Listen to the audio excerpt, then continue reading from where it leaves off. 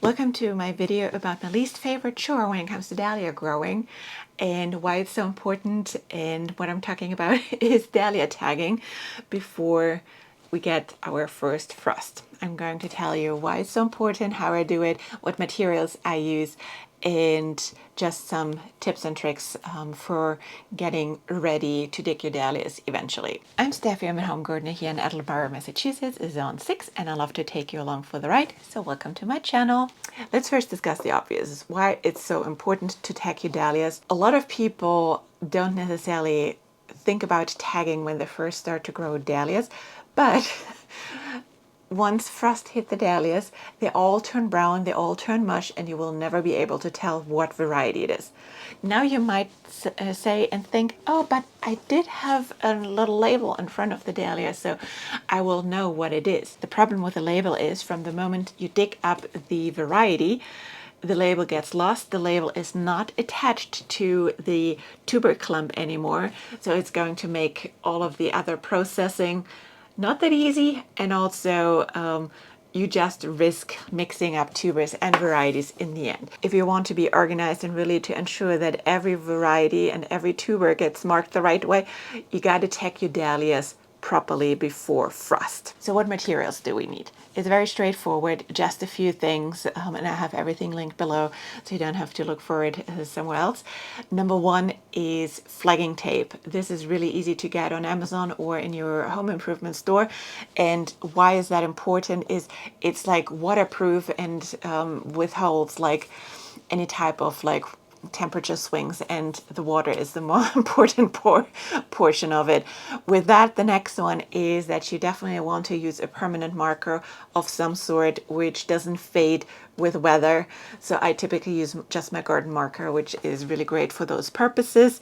Some really sharp scissors, I would almost say like ribbon cutting kind of scissors because that's flagging tape. Otherwise, it's a little bit of a nuisance in the end. And then what I also always found helpful is to just have a kneeling pad, because you're either like reaching deep into the dahlias if you have some fencing around like I do, or you're like kneeled and crouched down most of the time and like trying to reach the bases of the plants. So how do I prep for tagging? What I do is I prep all of those labels, or like not all of them, because I always switch up my plants. I don't have all of them properly correctly. What I would say, I have like 80% of them pre-written, because that's the annoying part, to really get those names on the tag. And then I have like about like a foot long strips of it. So in the beginning of the name, then I cut it off. And what I'm doing these days is I always bundle them in like rows of like 3.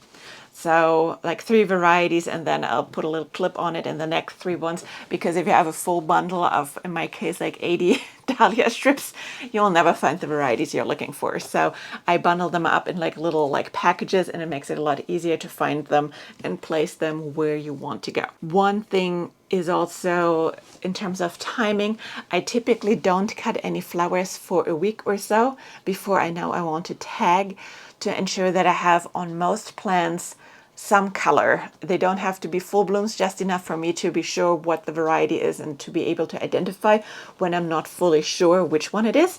Because that's the other argument why tagging is so important.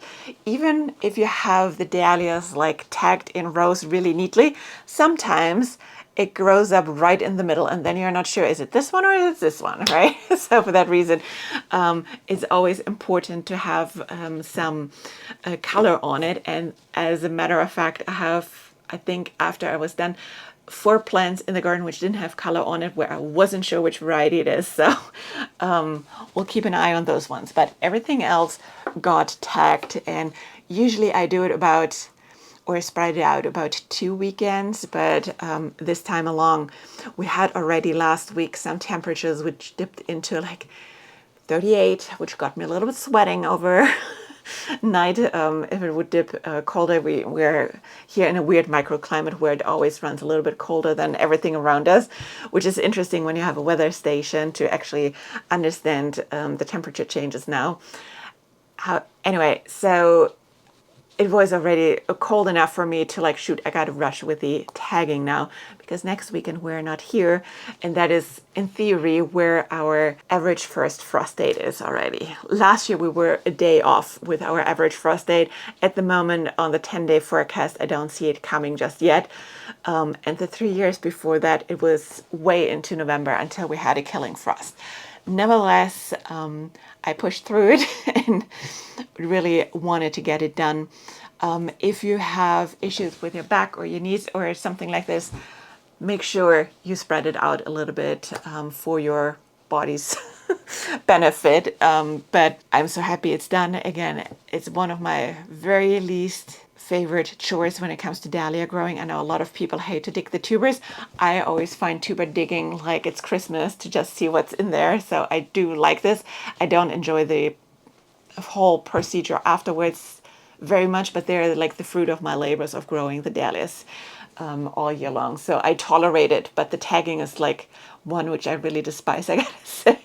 But it's done now. So long story short, get some flagging tape, mark your tubers as long as it's still frost-free outside and you have some colors on your dahlias to 100% identify your tubers.